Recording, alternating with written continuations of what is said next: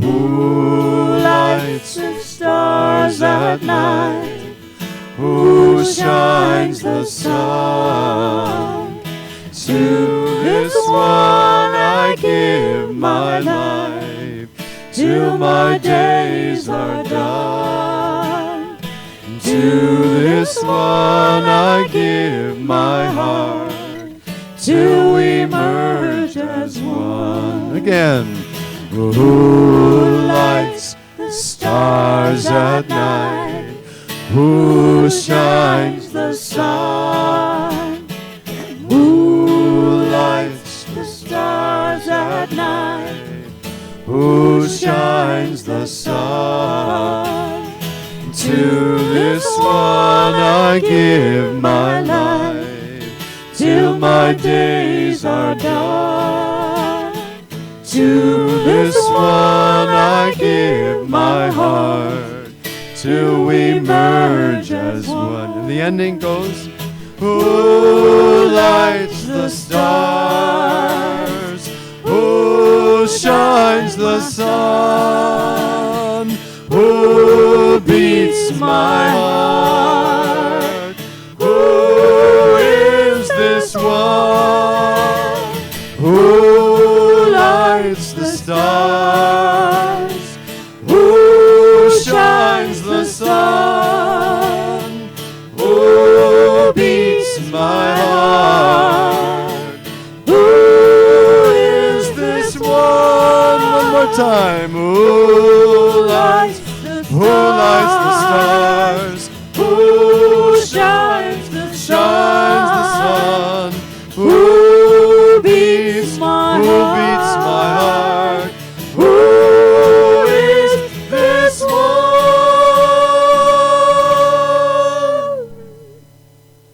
Good morning. Welcome. Have a seat. And Karina is our platform person. Come on up.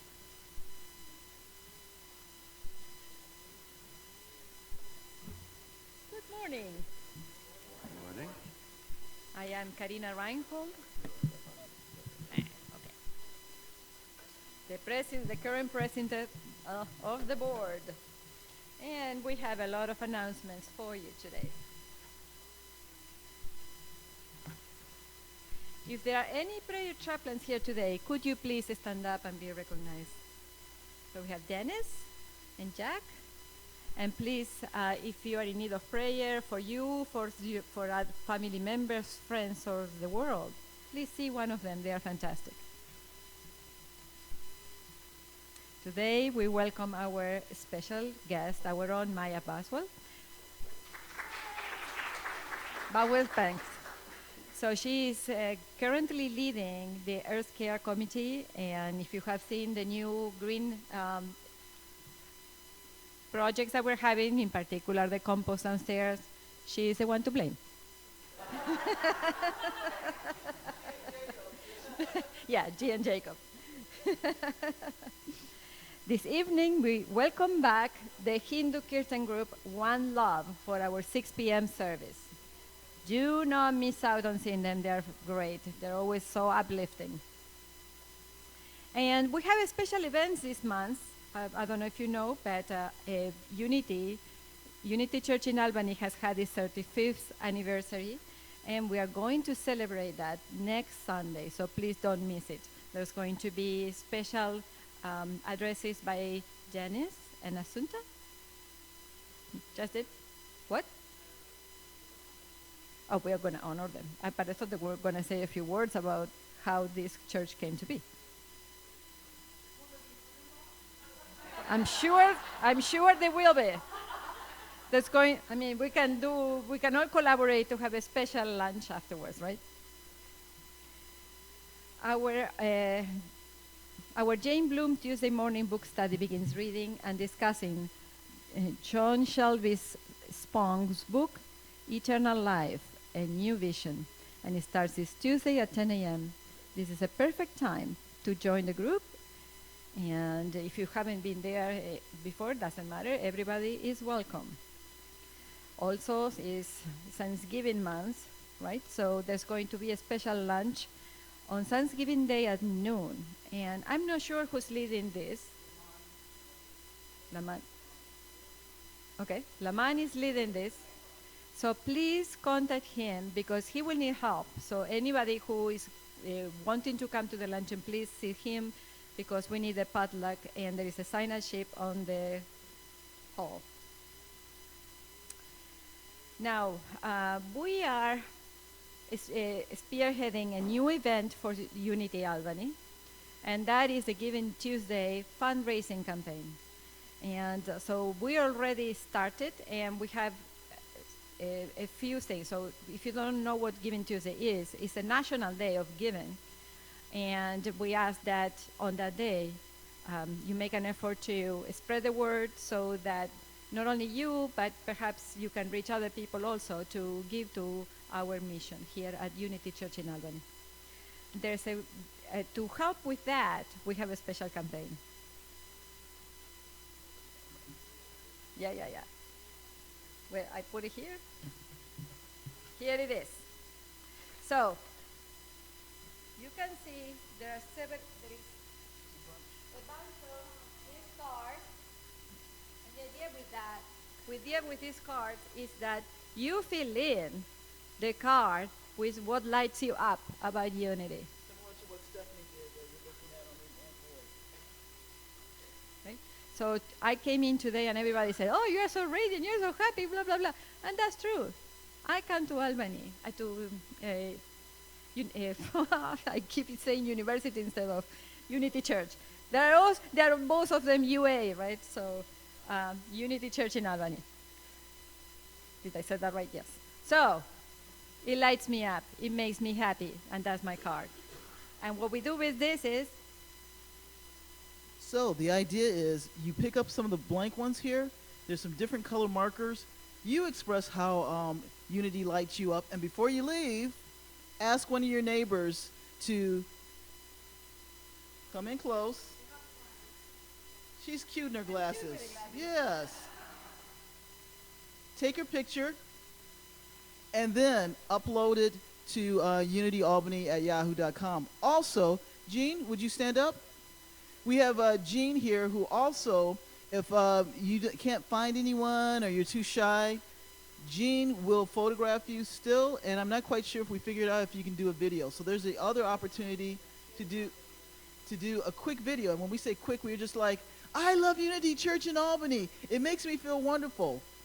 Both of them, the still and the video, will be used in our campaign just to show how wonderful we are and how blessed this ministry allows us, and also importantly, how we're living our mission.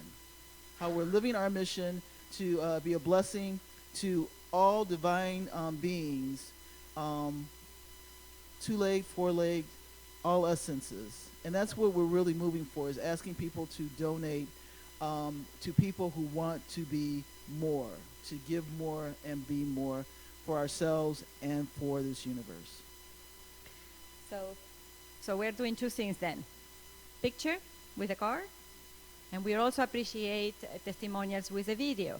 So if you do either one of those, you can post a picture yourself on Facebook, but the videos, I think we're asking to send it to Jean Toth or unityalbany@yahoo.com.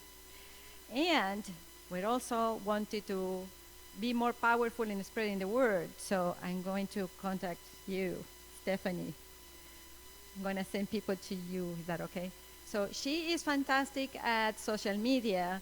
So talk to her. She will tell you how to boost this how to help us boost this campaign. One sad news is that due to lack of participation, service in community committee has folded. So they're willing to restart it if there is more volunteers, but there weren't enough volunteers. And the same is happening with Unity Care. Unity Care has been dormant for quite a while, but we have, where is him? We have one person who wants to restart it, and it would be wonderful if other people can join him. Unity Care is where if people are in need in our own community, it's like if somebody needs a ride to the hospital, you can do that. If somebody needs a words of consolation, you call on that person. If somebody is sick, you call or visit or and you create you create a group so that you don't have to do it all yourself, but you coordinate with other people and see if somebody can feel the need that is present. Due to a number of revisions, the November calendar, remember that we're doing one calendar for the months, but there were a lot of new things coming about, and the calendar has been updated. So please pick up a new one as you leave the church today. Now, the news from the board is like we've been working at the value statement for Unity Church in Albany. In a minute, we're going to do the mission and vision statements, but for 4 Sundays now, we've been gathering answers from you.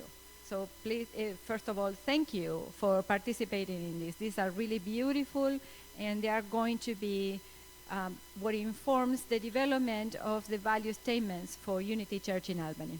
And just a preview, we are doing great word clouds that you're going to be seeing soon. They're going to start to be shown in the webpage, and that's coming soon.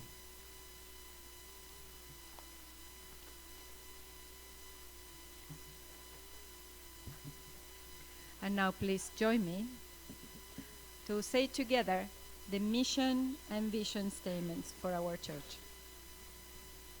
So the mission of Unity Church in Albany is to awaken to and embrace the divine essence of all beings through prayer and service. We celebrate oneness with Spirit and the divine nature of all.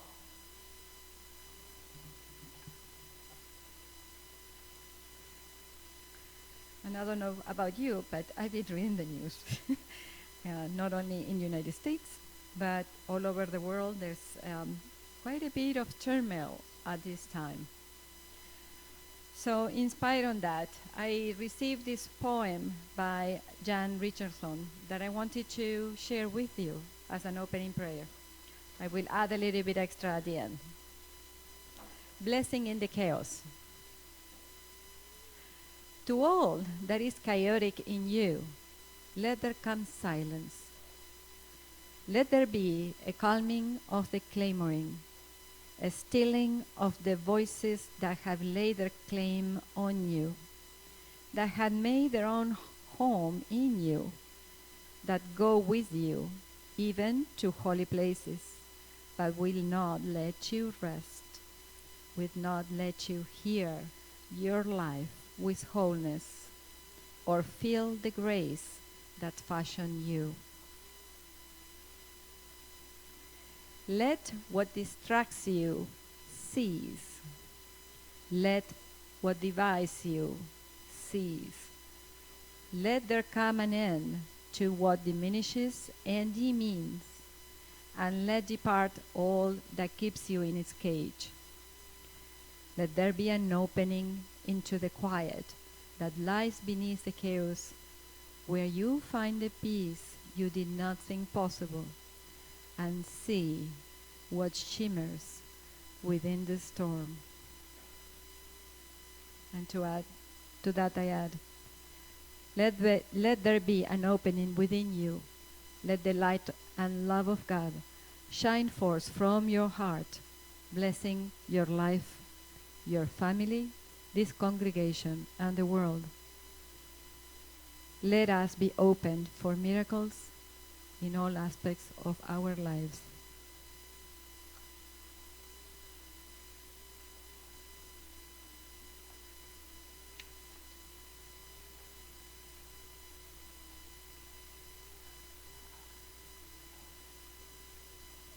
And the daily word for the day, Sunday, November 17th, is divine order. My life unfolds in divine order. Examples of order and progression are all around me. The seasons, the tides, and all cycles of growth are happening in perfect sequence. Trying to rush the process or skip a step would create a disruption of this progression in nature. Like the seasons and tides, divine order guides my life unfoldment. I take my cue from the natural world and don't try to rush my growth or take shortcuts to reach my goals. Instead, I awaken to divine order, realizing it helps keep my life in balance. With gratitude, I affirm divine order as I bless my mind and physical body for serving me so well. Acting on the guidance I receive from divine mind, I affirm divine order in all I accomplish. The earth produces of itself first the stalk, then the head, then the full grain in the head. Mark 4:28. And now let us repeat that word for the day. My life unfolds in divine order.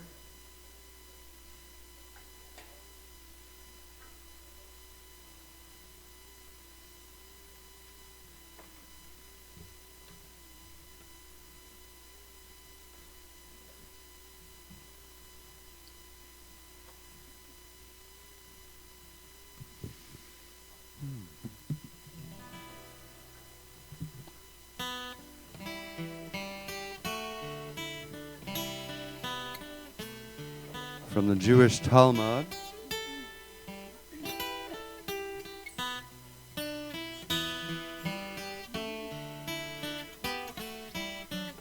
Please stand and join us. Could song fill our mouth as the water fills the sea, and could joy flood our tongue like countless waves? Could our lips utter praise as limitless as sky, and could our eyes match the splendor of the sun? Could we soar with arms like an eagle's wings, and run with gentle grace as the swiftest deer? Never could we fully state our gratitude for 1/10,000 of the lasting love that is your precious blessing, dearest God. Could song fill our mouth as the water fills the sea, and could joy flood our tongue like countless waves? Could our lips utter praise as limitless as sky, and could our eyes match the splendor of the sun? Could we soar with arms like an eagle's wings, and run with gentle grace as the swiftest deer? Never could we fully state our gratitude for 1/10,000 of the lasting love that is your precious blessing, dearest God. That is your precious blessing, dearest God. That is your precious blessing, dearest God.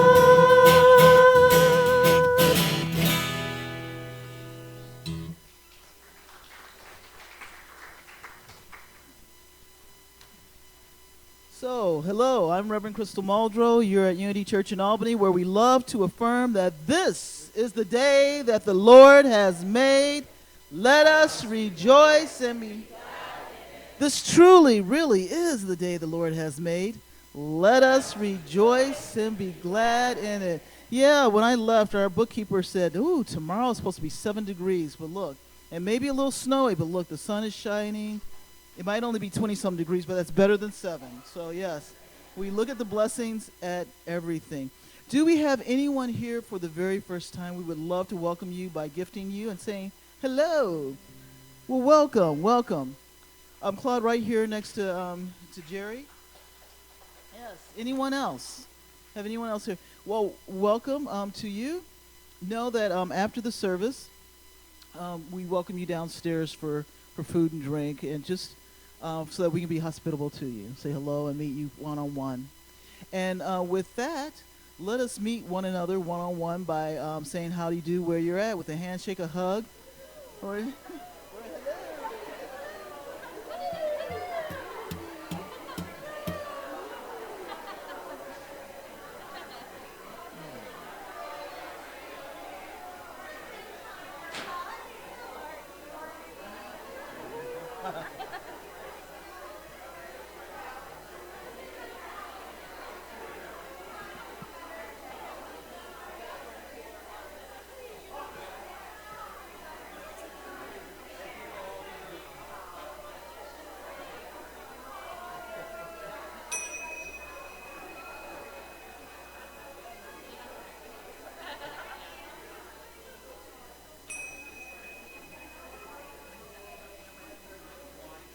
so let us say our statement.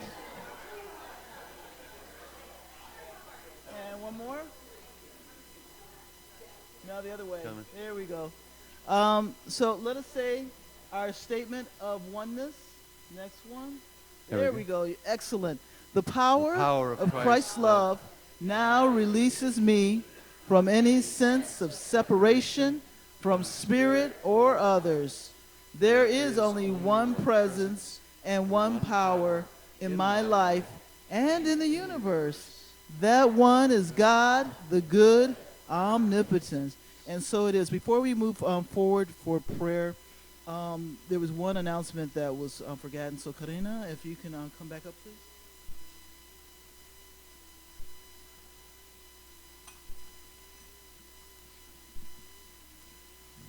I forgot one crucial part about the statement of values for unity. So we've been asking these questions, and today's question is the last one.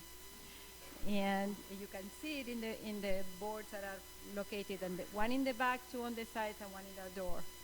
And it says, what we would like your feedback on is, what does the unity message mean to you? Right? Not what unity itself, because the first question was what unity means. Now it's what unity message means to each one of us. Thank you. Oh, and there should be post-it notes where you can write an answer and stick it into the boards in each of the pews. There aren't too many, but there are a few. Thanks. All right. So with that, let us go into our time of prayer. Again, we want to thank our chaplains, and along with our chaplains who pray with you one-on-one. In front of you in your pew holders, you will find a variety of colors of prayer request forms. You can just fill those out and leave them in the wooden box on the wooden table. Our beloved prayer team lead and chaplain lead, Dennis Ryan, will pick them up, collect them, make sure that they have affirmations attached to them. Then he sends them off to the prayer team, of which we pray with you continuously. And then from there, at the end of each month, we send off, we compile all of your prayer requests. Then we send them off to Silent Unity, which is at Unity World Headquarters, and they pray with you an additional month. And so with that, I invite you just to release, let go. Also, I kind of fell into my own. I'm like, I don't even have a talk written today. I was about to give it to you. So thank you, Maia, for looking at me like, okay, are you about to call me up? So as Karina said, we have a wonderful special guest in Maia. And as Karina also said, that Maia is one of the co-leads of our Unity Unity Church Earth Care Committee, along with Jacob Spearfisher. And actually, Jacob Spearfisher started the program when I came here, and it just kind of, the momentum wasn't there. And then all of a sudden this year, the momentum really jumped up. And along with that, Maia came along with the brilliance of her career, of her expertise, of her passion for the environment, for this earth. And so I think if I'm calling you back just really quick, and if you didn't know, then this will be the first time you hear it. A part of us being the Earth Care Committee, being a church under Unity's brand of Earth Care, we have to follow a certain amount of rules, do a certain amount of things so that we can also be distinguished as a church, one of the Unity churches that is a part of Earth Cares. One of them was the covenant, of which you have in your bulletins, and we'll review those at the end of her talk. The other thing, which is why one of the reasons why Maia is speaking, as well as I was here at the 9 o'clock, is an awesome talk, is that we need to have a series of talks to our congregation about the spiritual component of Earth Care. So Maia's speaking this today, and then also know that then next year for Earth Day, that this committee is putting together something for Earth Day, and probably we'll hear more from her. But we can hear more about this from Maia, so we're going to do this. They're going to start the meditation. Maia is going to honor us with a beautiful meditation, and then go into her talk after that. So even though we're not welcoming her right now, please thank her at the end of her talk. Namaste.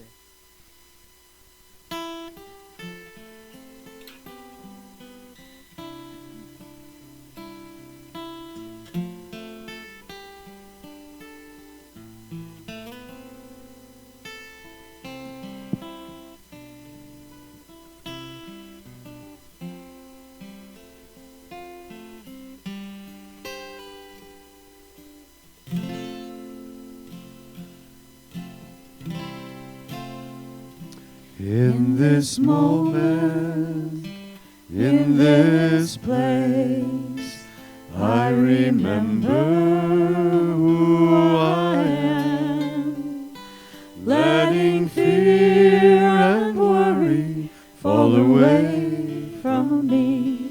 I open my eyes and see there is only love. There is only love. It's a love that heals, love that sets us free. There is only love. There is only love. There is only love. It's a love that heals, love that sets us free. There is only love.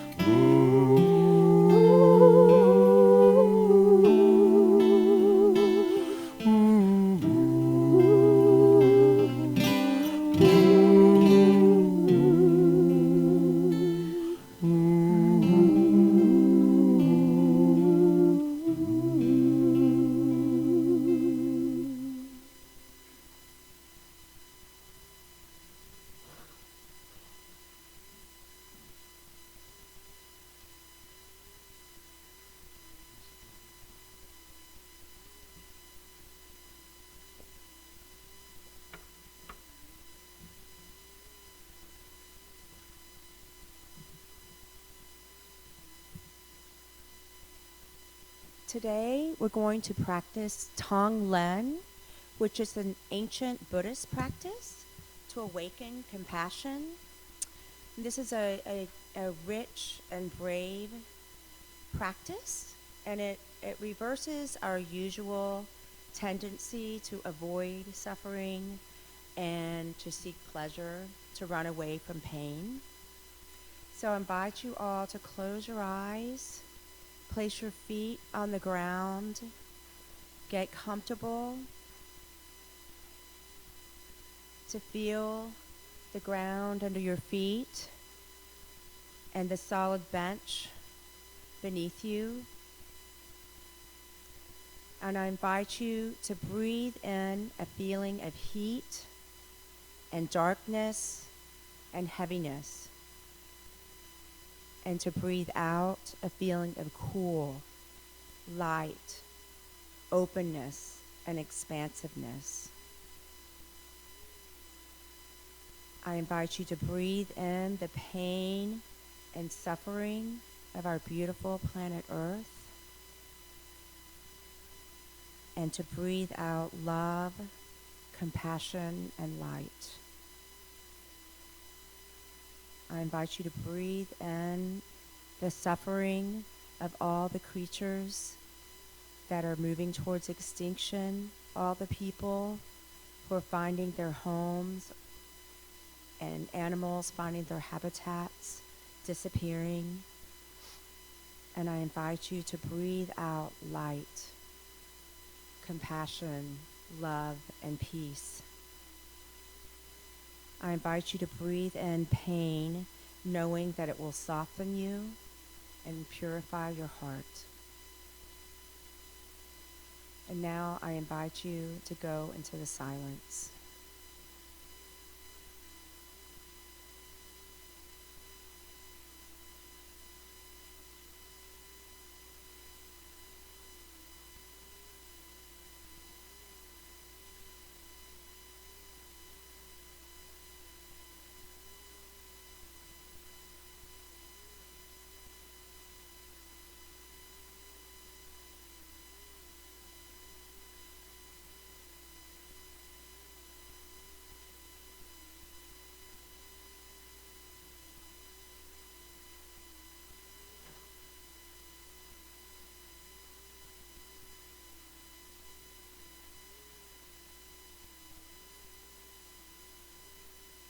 And now I invite you to come into presence,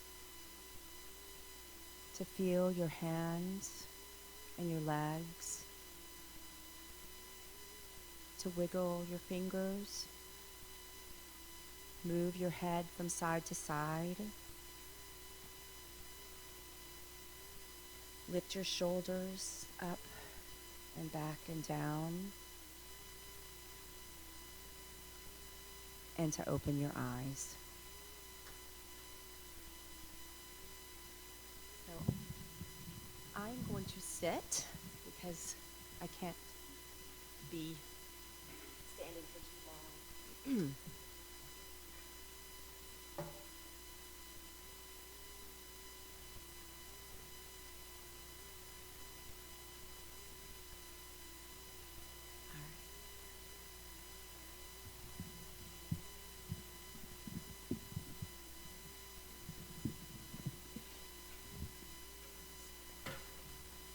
All right.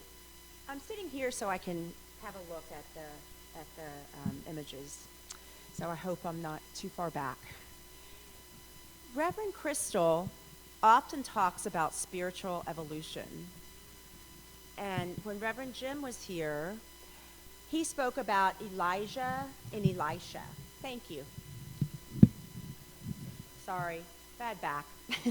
He spoke about Elijah and Elisha, or the teacher and the student. We can also talk about these as two phases of one person or of humanity's spiritual evolution.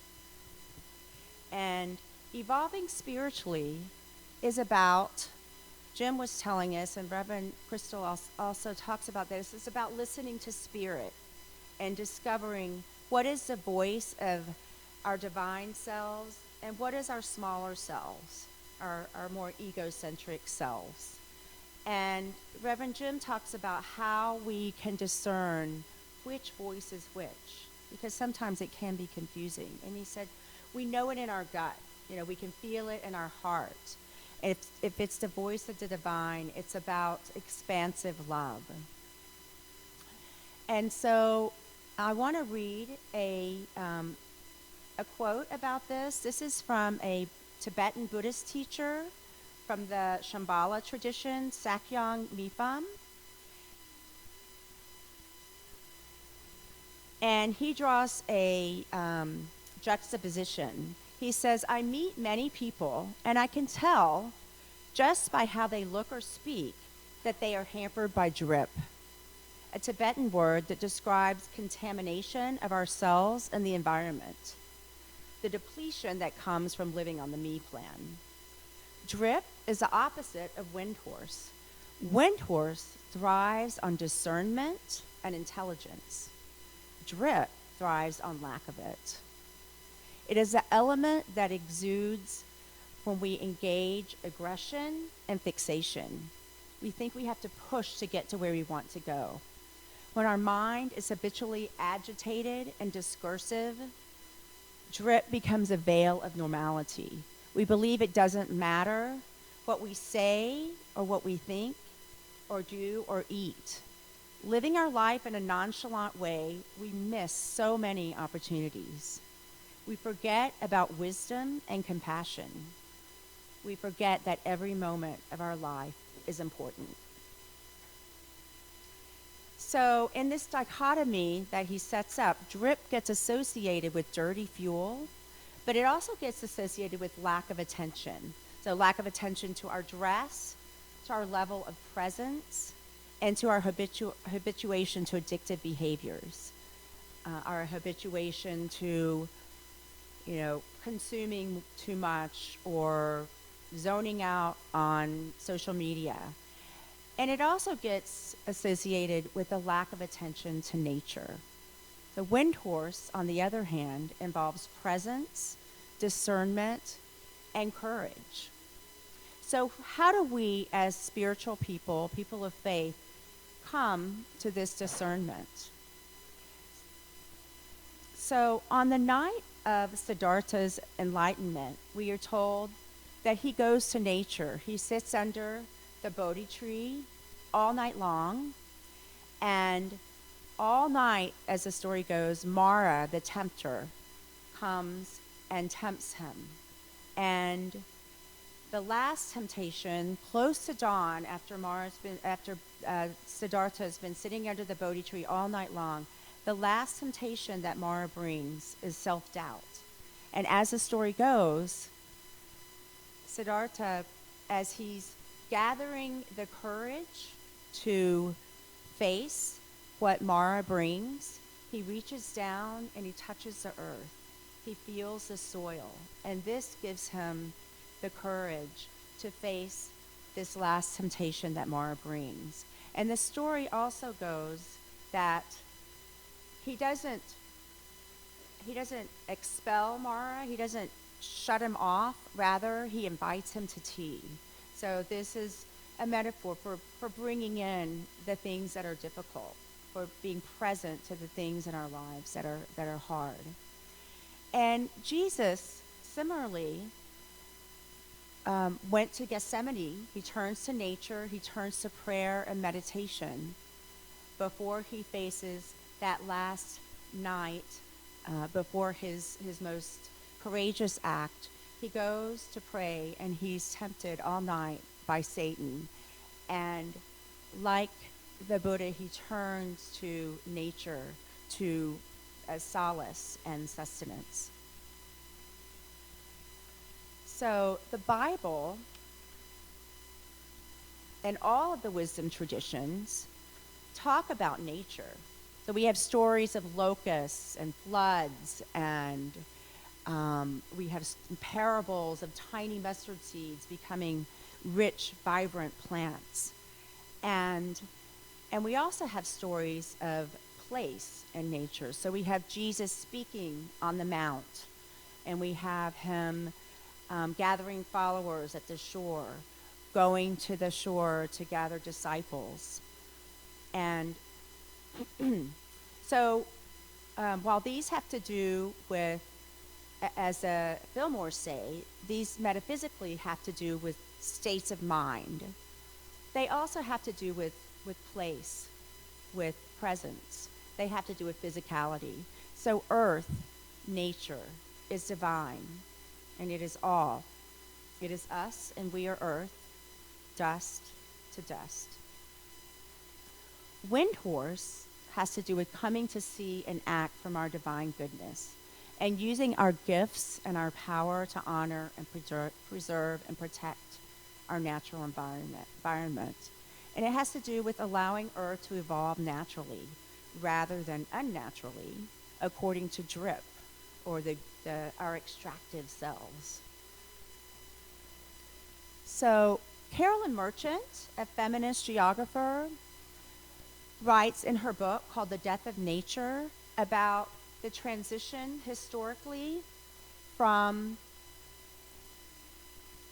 a time when we saw Earth as alive and filled with spirit and divine through the scientific and industrial revolutions, where we came to see Earth as something to be exploited and extracted, and something that we can own.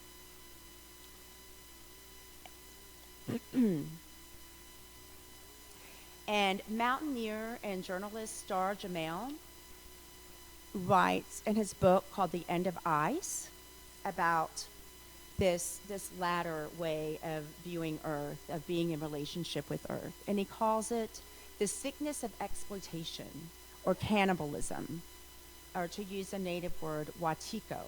This is the consuming of another's life for our own. And we can cite examples of the annihilation of the buffalo in one generation, the genocide of Native Americans, and also the tearing of millions of people from Africa, tearing them away from their homeland, their families, the earth that is their home. Greta Thunberg also talks about this kind of exploitation, and she talks about it in intergenerational terms. She talks about how children of today and future generations are being left with an earth that is much diminished. So how do we generate Windhorse? How do we start again to see Earth as alive and imbued with spirit? Particularly when we live in a culture that bombards us with messages to consume more and to multitask more and to go for more convenience, where we're given a plastic bag for a gallon of milk and a card, and when we go along with business as usual at this fast pace, and where we go around pretending that we are not collectively sitting squarely in the middle of the impasse of all impasses. So how do we stop the denial and wake up to the fact that currently the state of our planet is dire?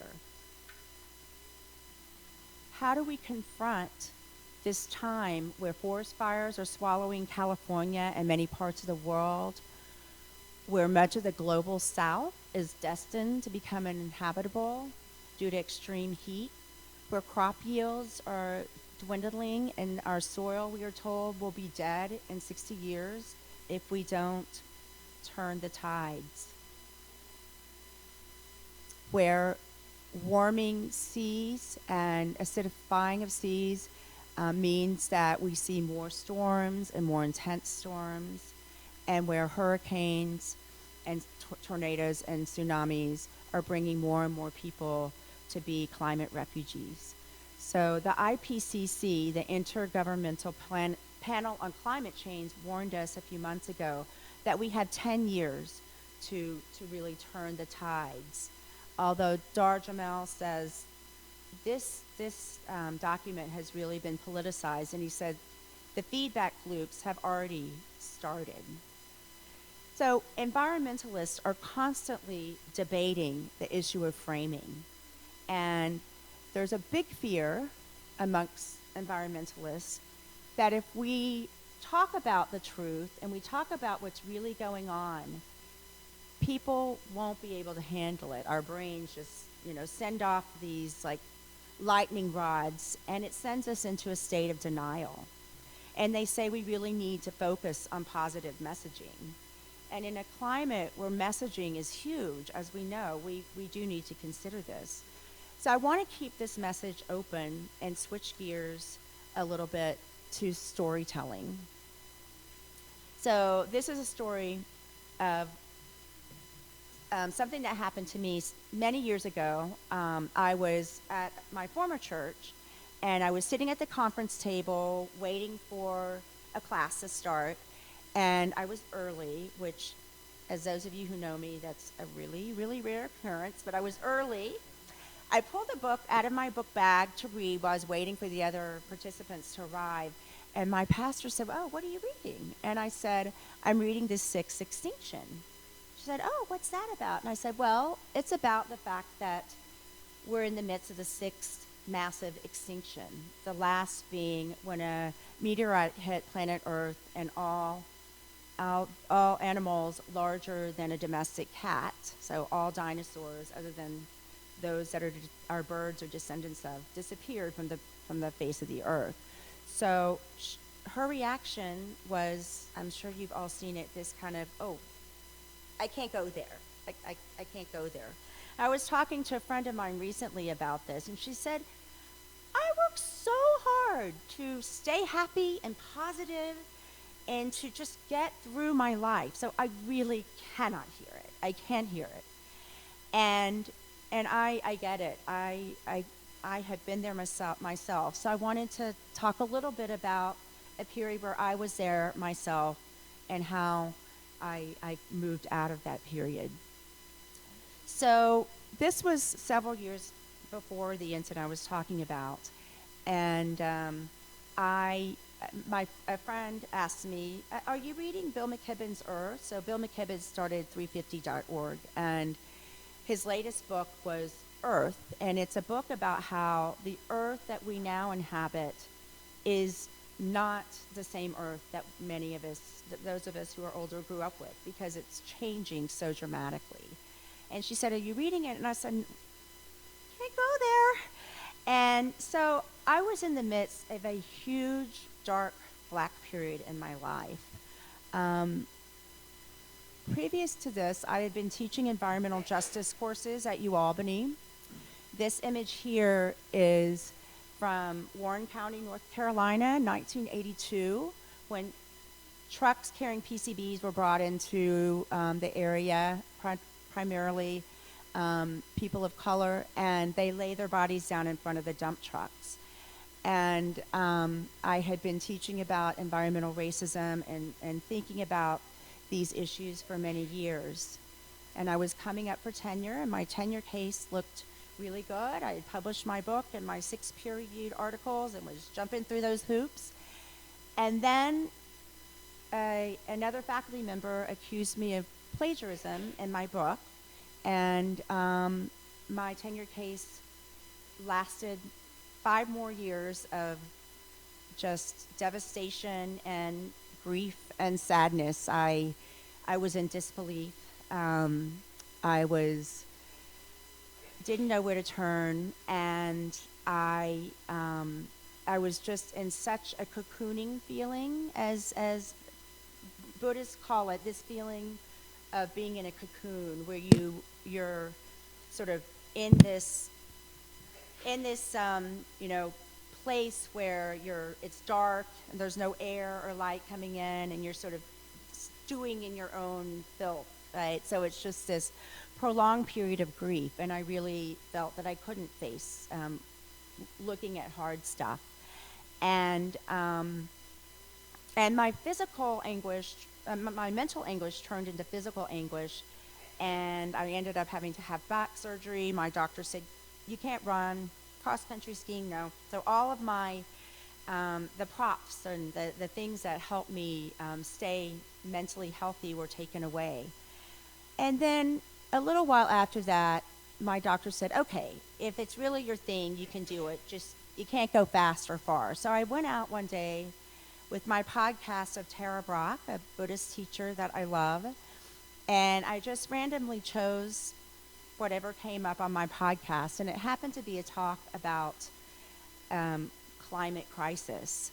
And this was really a huge turning point for me, and so I want to just talk to you a little bit about what she said. And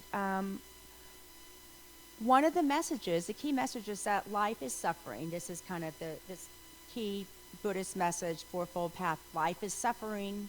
suffering is caused by our attachment and our desire, that we can find freedom from suffering by transforming attachment and desire, and that the way to do this is by coming into presence and bringing compassion to ourselves and others.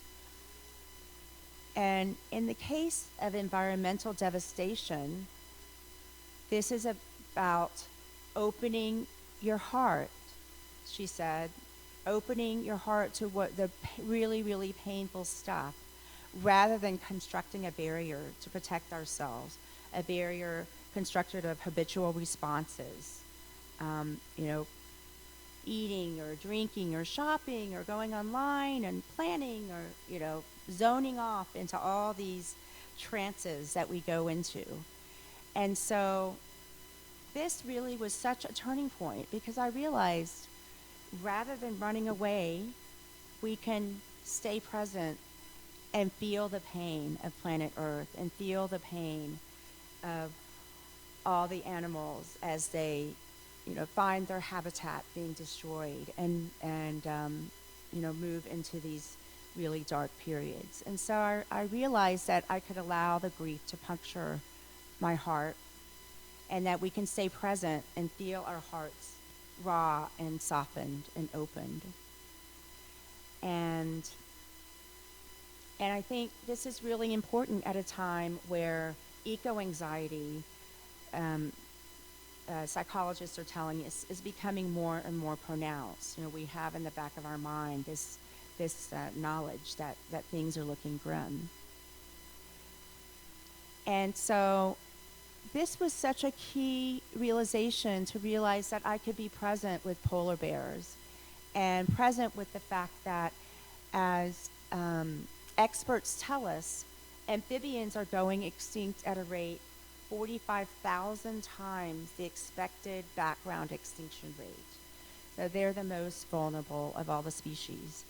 And I realized that what really is the key is to set our intention to join with others in collective goodwill, celebrating the fact that we do indeed tread on sacred ground, and that we can choose to stop focusing on our cocooning stories and really pay attention to becoming part of the solution and walking in solidarity with others. So I believe that this impasse that we now inhabit is a spiritual and moral crisis.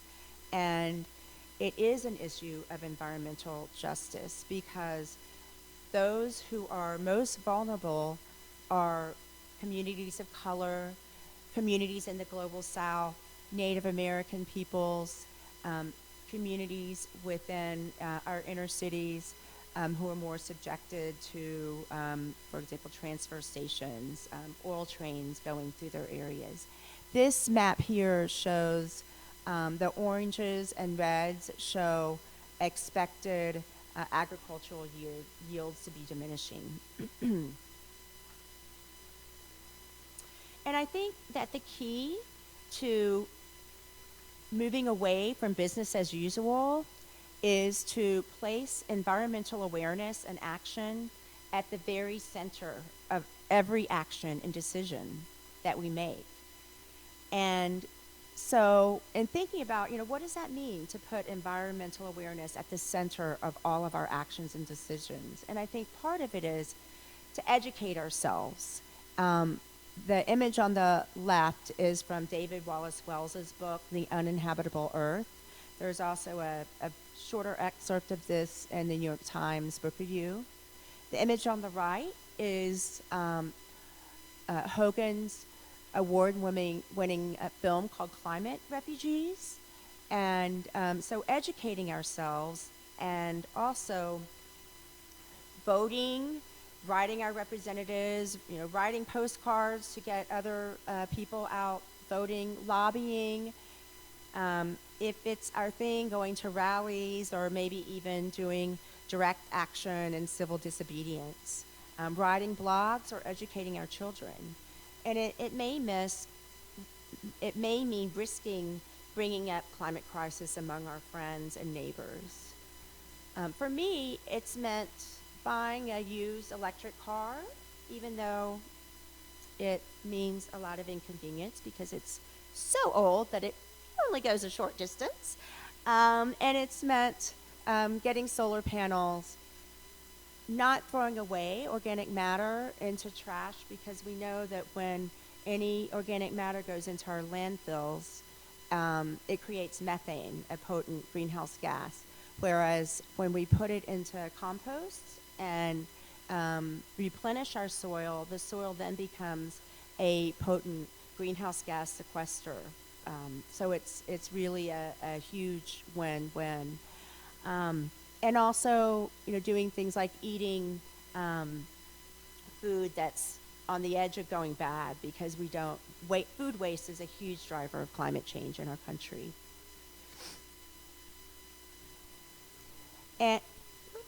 And it meant for me, after that that ski where I listened to Tara Brach, it meant going back home, dusting off my copy of Bill McKibben's book, and starting to do research again. And one of the things I came upon is the fact that research has shown that 60% of greenhouse gases globally, it's less for the United States, but globally, comes from the meat and dairy industry. So for me, that meant moving more and more towards a plant-based diet. Okay. Oh, we have a commercial break.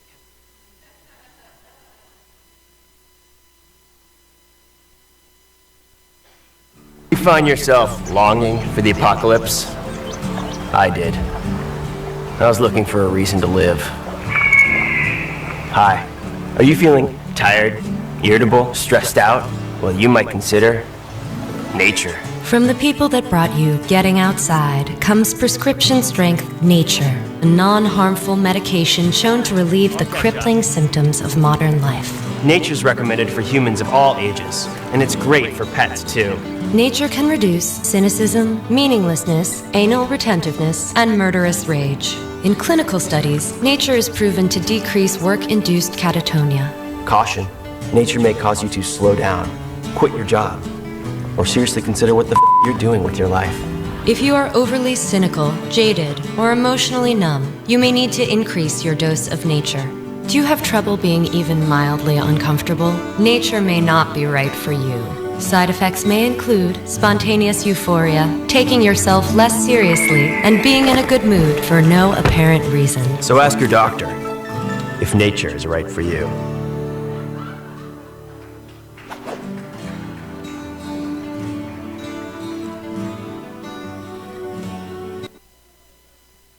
So there are more of those if you want to watch. I love them. So going into the silence, going into nature, going deep within our portals to accessing Wind Horse, and to freeing ourselves from the horrors of Watiko, drip, and our less evolved ego selves. And these remind us that everything on this beautiful earth is connected intimately, and that to allow one species, one region, or one people to slip into extinction is to allow disease and chaos to spread. So we can wake up to loving and caring for all species, all peoples, and the flora and fauna that's our home. So over the next few weeks and months, Unity's Earth Care team will be showing films, having panels and workshops about how we all can transform ourselves into eco-warriors. So next week, we'll be showing the film The Need to Grow, which is a very positive film. It's really wonderful. At 1:30 after our celebration. We've also put up a compost bin and a new composter downstairs in the basement. Mark Creighton has been helping us look into moving towards solar energy, and we've been talking about moving towards non-disposable plates and cutlery and towels. And some of us have been doing some marches. This is the September 20th climate march that Peggy and Mark and I are on. We did take the unity banner, by the way.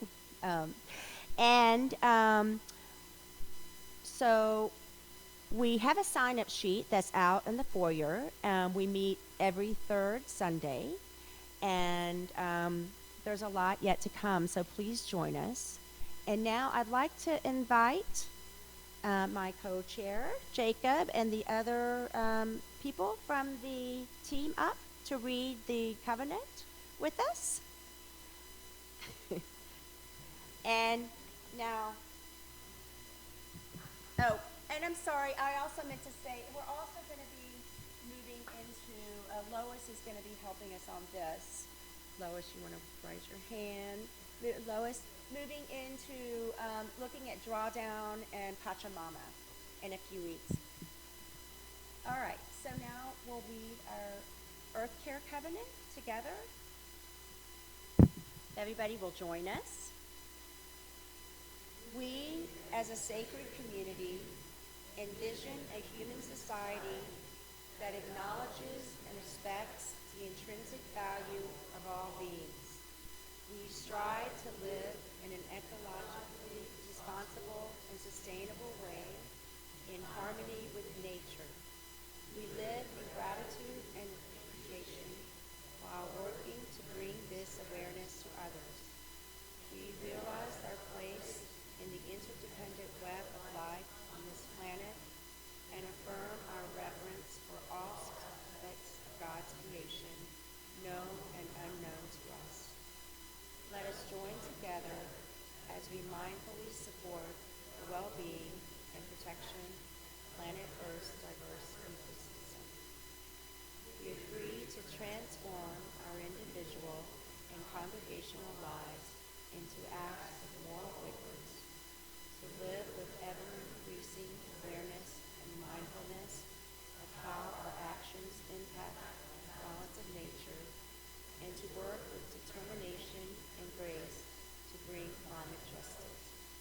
We dedicate ourselves to all in our power to live in a way that allows planet Earth's innate resilience to restore and maintain physical conditions and huge diversity of life forms that, through infinite interactions, support human existence.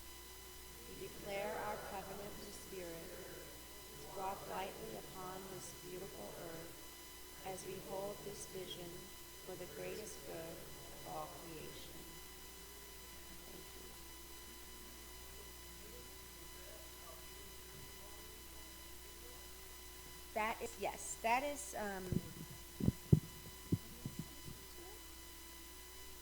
That is a covenant that we wrote together. Lois took a big part in that, and that we adopted as a congregation. Thank you.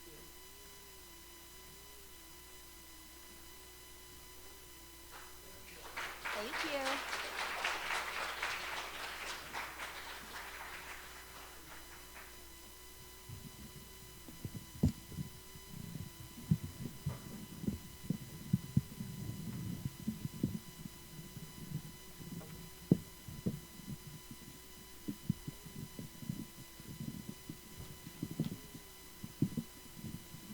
You probably know the chorus of the song. You can join us.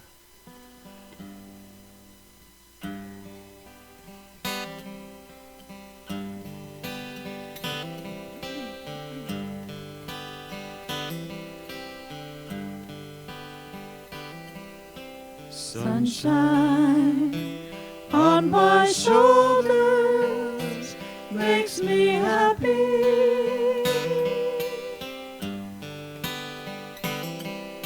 Sunshine in my eyes can make me cry.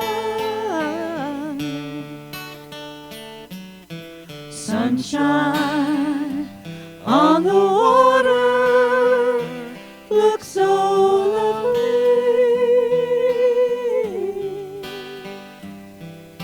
Sunshine almost always makes me high.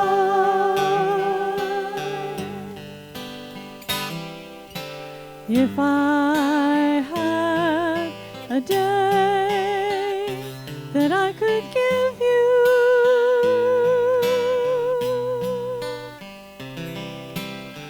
I'd give to you a day just like today.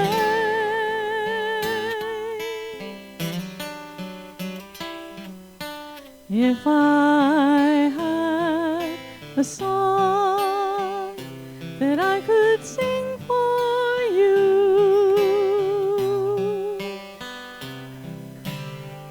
I'd sing a song to make you feel this way.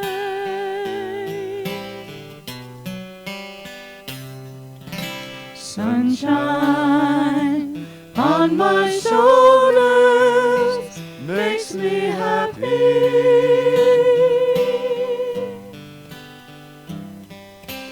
Sunshine in my eyes can make me cry.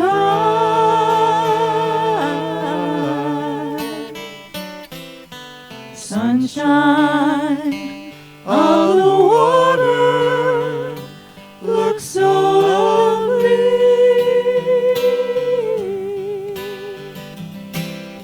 Sunshine almost always makes me high.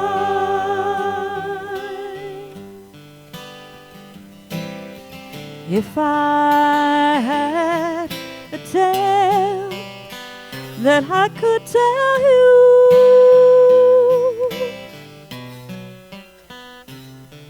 I'd tell a tale sure to make you smile.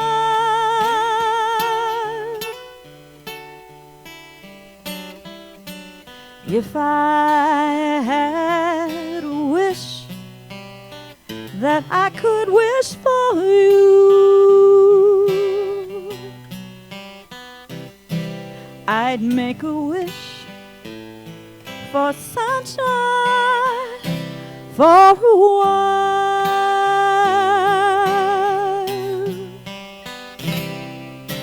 Sunshine on my shoulders makes me happy.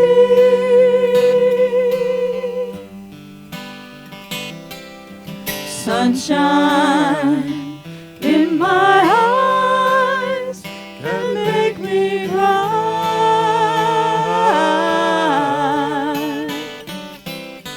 Sunshine on the water looks so lovely.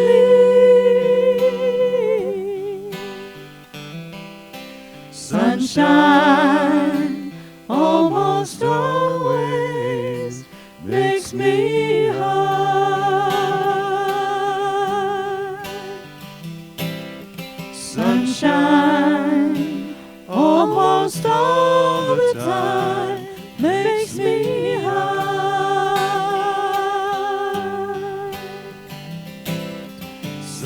Sunshine almost always.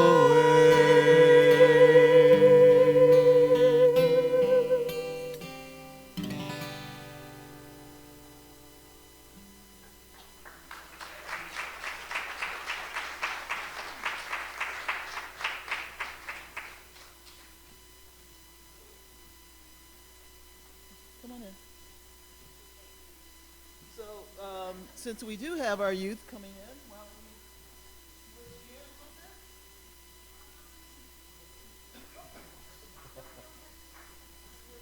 So, let us say hi to our youth. I met you last week. I'm Crystal. Can you know your name? All right. So, hi, nice to have you. So, it's nice to meet all you kids. And who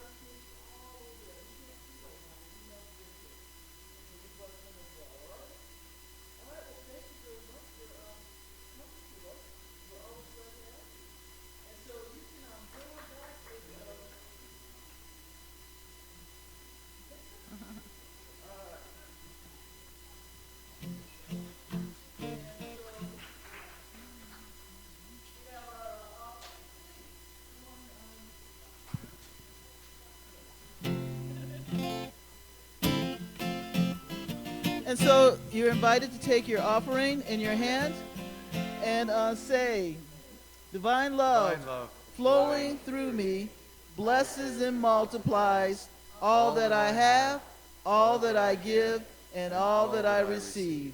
We are blessed to know that Spirit is our source. Thank you, Mother of God. And so it is. Amen. Okay. The verses of this song, the second and fourth lines repeat in the same way each song. They're up there. Join in on those, and then the chorus, as you are comfortable, it goes like this.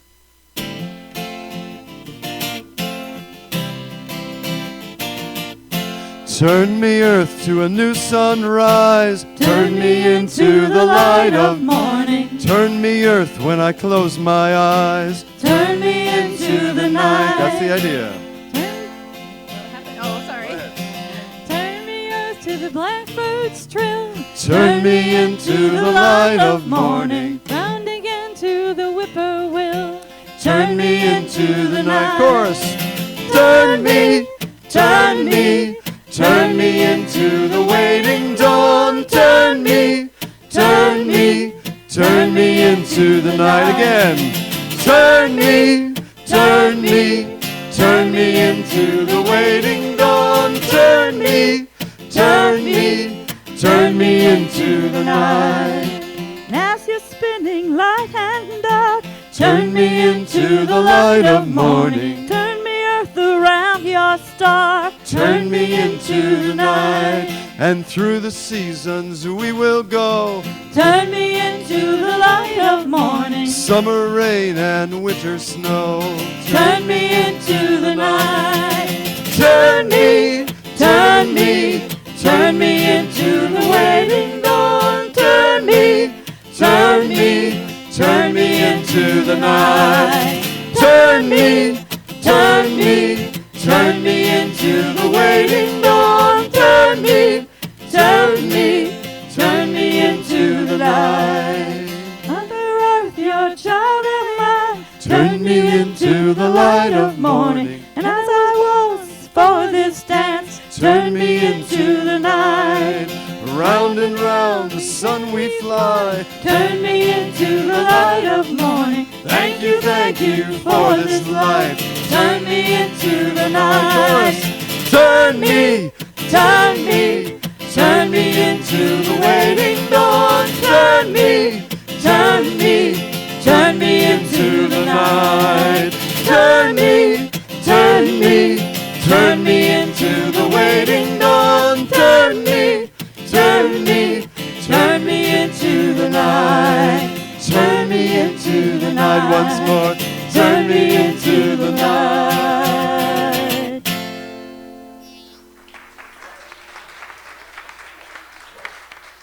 Usher, if you can come up, please, and if we can have our tellers for the day to approach as well. And so let us put our hands together and let us come on up. Don't be shy.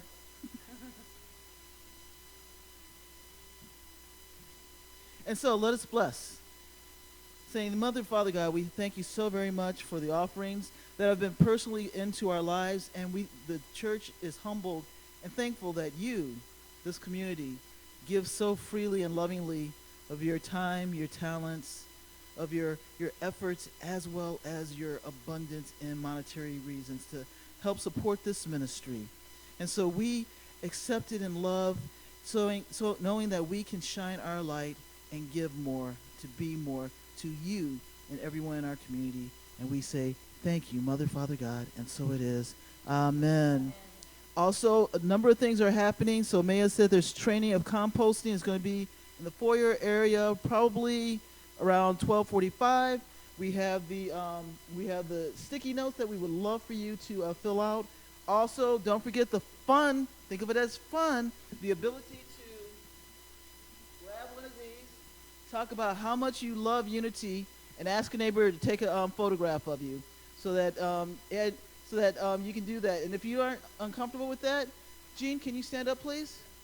Jean would love to take a shot of you as well. So and she will make you smile. She makes me smile all the time. and then you just send it to us here at Unity Albany at yahoo.com.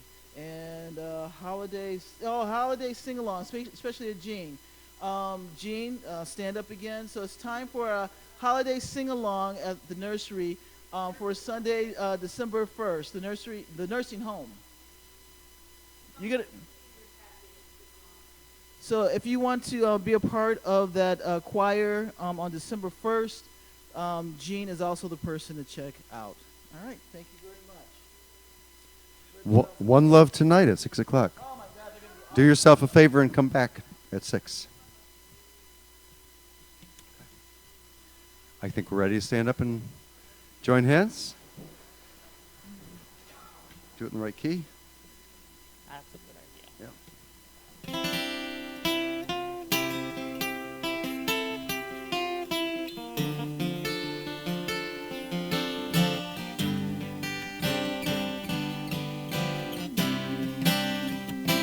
When there's light in the soul, there is beauty in the person.